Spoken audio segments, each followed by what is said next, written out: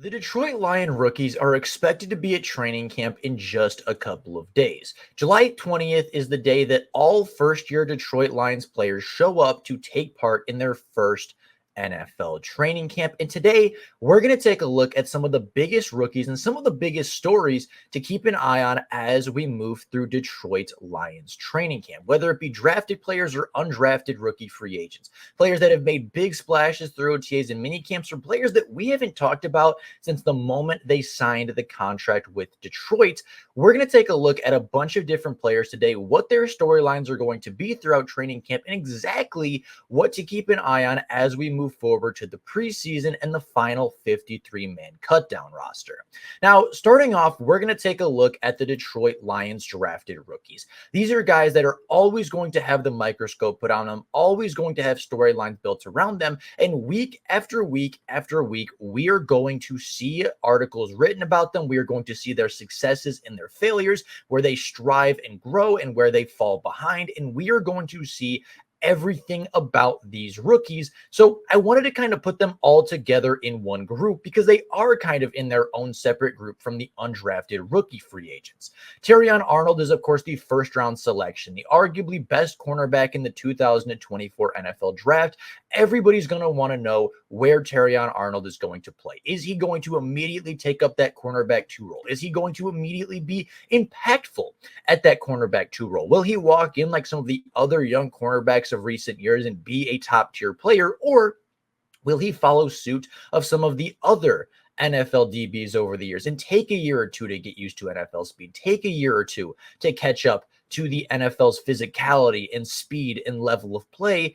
And I think that's going to be a really interesting talking point. Every single day throughout training camp, we are going to get an update on Terrion Arnold, and he's going to be a player that every single time he makes a play, every step he takes on the football field is going to be dissected by the media, by the fans, and up until week 1, we will not stop hearing the name of Terrion Arnold. And a very similar thing goes for Ennis Rakestraw Jr., the second round selection for the Detroit Lions, the 61st overall pick in the 2024 NFL draft class. He is a player that, again, will have a lot of eyes on him. Is he going to start in the slot? Is he going to get any first team reps? Is he going to get any packages that are special? How often is Ennis Rakestraw going to be on the field and be impactful for Detroit? And those are all questions that are going to be answered very early on, and questions that we're going to have to ask over and over and over again, right? Week 1 of the Detroit Lions preseason. Does Ennis Rakestraw start? How often does Ennis Rakestraw play? How well is he going to be returning from that injury? And how many snaps are we really going to see out of the 61st overall selection in the preseason? Giovanni Manu, a 4th round selection, a guy that gets talked about all the time because of his size and his athleticism and his ceiling, but a project player that we don't know very much about. We don't know how well he's developing in the NFL. We don't know how quickly he's going to. We don't know whether or not the Detroit Lions are going to keep him at tackle or move him into guard. We do not know how the Detroit Lions are looking to develop their monstrous offensive linemen. So that is a storyline that you will hear a ton. Sione Vaki, how well is he going to integrate into the offense? Is he going to get a lot of work on passing downs? Is he going to get early down work? How often will he rotate in with the first team offense with David Montgomery and Jahmyr Gibbs clearly taking snaps ahead of him? That is going to be an interesting storyline. Mekhi Wingo is kind of the Sione Vaki of the defense. Is he going to get first team reps? Is it going to be third down packages? Is there going to be certain pass rushing packages that we see Mekhi Wingo work with the first team defense? What is his role going to be, and how impactful can Mekhi Wingo be in his first rookie season? And then Christian Mahogany is, again, kind of similar to Giovanni Manu. What is his role going to be? Is he going to play with the first or the second team? How often is he going to play with the first team? Are there going to be packages where they have 6 offensive linemen in, and will it be Manu or will it be Mahogany, a player that was expected to go on day 2 of the NFL draft, but for some reason fell to the 6th round? There are so many storylines around this rookie class, and we're going to hear about it over and over and over again. But I didn't think it would be very fun to just look at the drafted rookies, because there are a lot of undrafted rookie free agents with stories that are just as, if not more interesting than some of the drafted players, and guys that you're not going to hear about every day, guys that you haven't heard about in potentially a month or two, and guys that I think are very likely to push for a roster spot, if not compete for starting time within this Detroit Lions defense and offense when the roster is cut down to 53. Now, the first player that I want to take a look at today a little bit more in depth is Maurice Norris, a 2-year player at Fresno State who through 27 games totaled 116 tackles, 17 and a half tackles for loss, 4.5 sacks, 2 interceptions, 16 passes defended, and 2 forced fumbles. Now, I was one of the first people to talk about Maurice Norris as an undrafted rookie coming to Detroit. He is a player that I loved at Fresno State, a player that I really wanted to be a Detroit Lion, and a player that I think plays very similarly to Detroit Lions breakout rookie from a season ago, Brian Branch, the second round selection, the player that was arguably the best nickel defensive rookie in the 2023 draft class, and a player that does so much for the Detroit Lions defense, has a very similar playing style to Maurice Norris. Now, Maurice Norris, through his 2 years as a Fresno State Bulldog, played every secondary position for the Bulldogs. He played safety, he played slot cornerback, he played boundary cornerback, and did everything at a really, really high level. He is fantastic around the box. He has good instincts. He's sticky in coverage. He's a strong tackler. He could be a box safety. He could be a slot cornerback. He could be a deep safety. He could play even on the boundary if you really needed him to. And just everything about his game screams Brian Branch to me.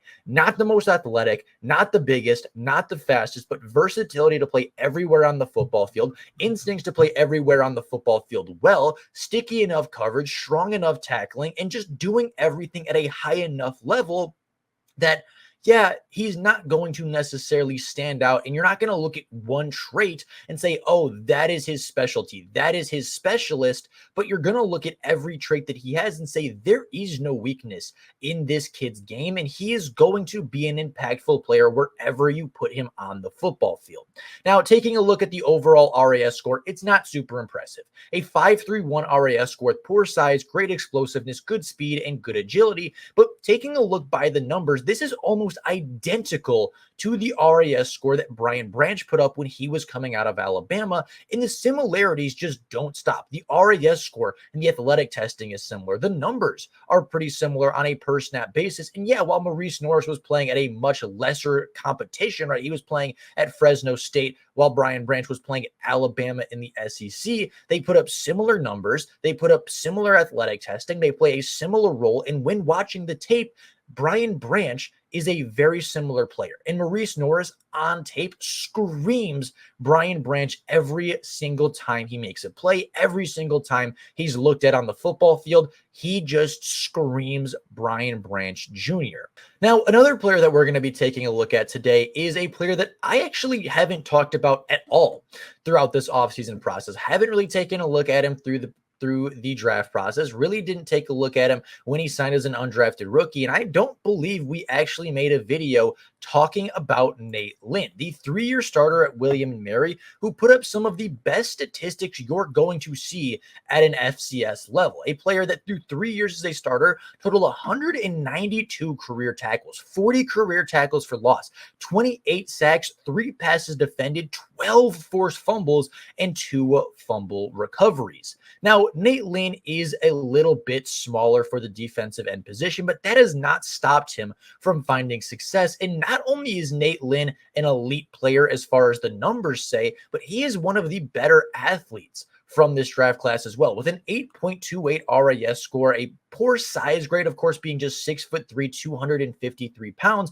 but with great explosiveness, elite speed, and good agility for the position. He is one of the ideal athletes for this position, and being a little bit smaller, despite being certainly a detriment as a pass rusher and a run stopper, really hasn't stopped him a whole lot. Again, standing at 6'3", 253 pounds, but we're talking about a player that, granted, at an FCS level, at a lower level of competition, still put up 40 tackles for loss and 28 sacks. 12 forced fumbles is incredible for his career, and despite him being small, he's a great run stopper and a great pass rusher, and actually did make a little bit of noise through minicamp and OTAs in the days that James Houston wasn't playing, in the days that Marcus Davenport wasn't playing, in the days that they really got an in-depth look at some of their young pass rushers. Nate Lynn stood out above the rest, and I think he's going to be a really fun player to watch in the preseason, a fantastic player to watch through this training camp process.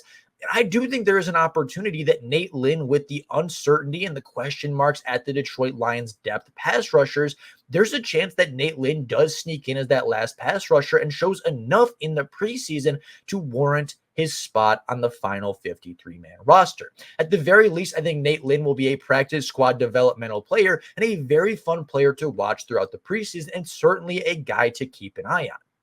Now, the last player we're going to take a look at is a player that we have talked about before. One of my favorite undrafted rookie free agents, a player that I thought was certainly going to get drafted on day 3 of the NFL draft, is Florida center Kingsley Uen.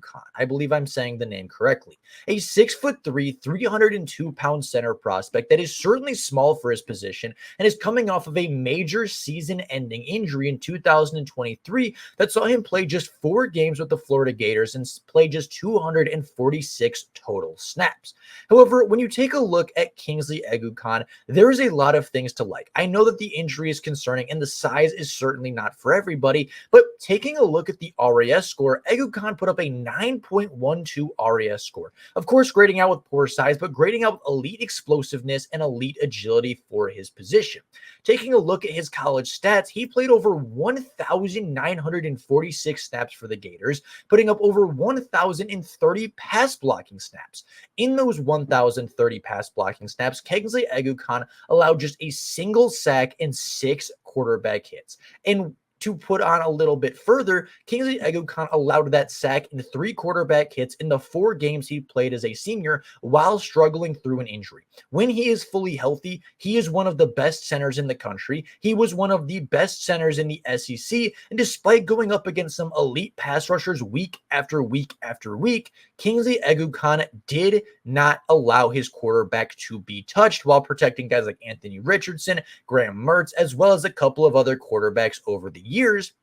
And when you compare him to some of the other top center prospects in this class, he allowed either the same or less sacks than Cedric Van Pran and Zach Frazier, 2 players that were drafted in this year's class, as well as allowing less pressures than Zach Frazier, a player that was selected in the 2nd round of the NFL draft. And while everybody's going to look at him and say, oh, he's an undrafted, undersized player, there's very little chance that he makes it, I'm going to take a look and say, well, looking at the potential long-term options, Kingsley Uen looks very similar to Jason Kelce as a prospect. Both were 6'3", both were right around that 300-pound mark, and both graded out almost identically with their RAS scores with poor size, elite explosiveness, and elite agility.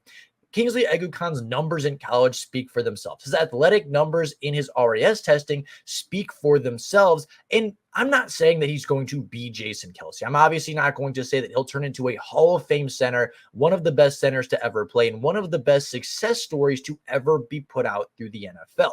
But I'm just saying that despite him being a lower drafted player, despite him being a little bit undersized, there is no reason to count Kingsley Uen out. There is no reason to believe that he can't develop into a top tier center in the NFL. There's no reason to believe that Hank Fairley cannot take this already really good SEC prospect with elite athletic ability and turn him into a quality starter 3 to 4 years down the line.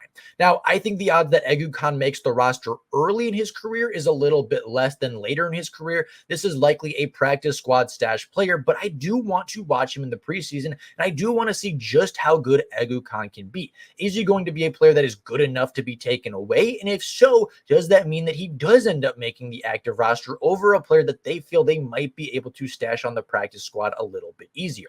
I expect big things in the preseason from Uen, probably starting at center behind Frank Ragnow, which means he'll likely start a majority of the preseason games. But he's a player that I think is going to be really interesting to watch. A great run blocker, a great pass blocker, a guy that just overall was extremely overlooked in this draft process. And if he wasn't injured, I think could have potentially been one of the top 3 to 4 centers drafted in 2024. But with all of that being said, those are my rookies to keep an eye on. Obviously, there are others like Jalen Calhoun, Isaiah Williams, and a couple of other guys on the defensive side of the ball. But those are the guys that I really think have a chance to make this roster. Guys that I really think are going to stand out in NFL training camp, and players that I think we're going to hear a lot more than you think, and players that I think we are going to watch a lot more of in the preseason than a lot of fans are expecting. So with all of that being said, That is all I have for you guys today. Let me know down in the comments below what you think about these three rookies that we talked about, what you think your expectations are for the entire draft class of the 6 players that were drafted, as well as any other rookie you want to talk about, whether it be Isaiah Williams, Jalen Calhoun, whether it be one of the other centers that the Detroit Lions got, whether it be one of the other safeties or the other defensive backs. There are a ton of rookies and a ton of storylines to go around. So if I missed a player, please let me know down in the comments below. And of course, while you're down there, please make sure to subscribe to the channel. We are shooting for 4,100 subscribers by the time the veterans get to training camp on July 27th. So if we could hit that goal, that would be so incredibly impactful for the channel. If you have yet to subscribe, please go down and do so. You're 15, 16 minutes in to a video about the Detroit Lions undrafted rookie free agents several days before training camp. Obviously, you like the Detroit Lions content. Obviously, you like the Detroit Lions daily updates. So hit the subscribe button, hit the bell notification, join the channel, and never miss a Detroit Lions upload. With all of that being said, that is all I have for you guys today. Again, let me know in the comments down below what rookies you're most excited to see. But with that being said, that is all I have for you guys today. Thank you all so much for watching. And until next time, and as always, go Lions.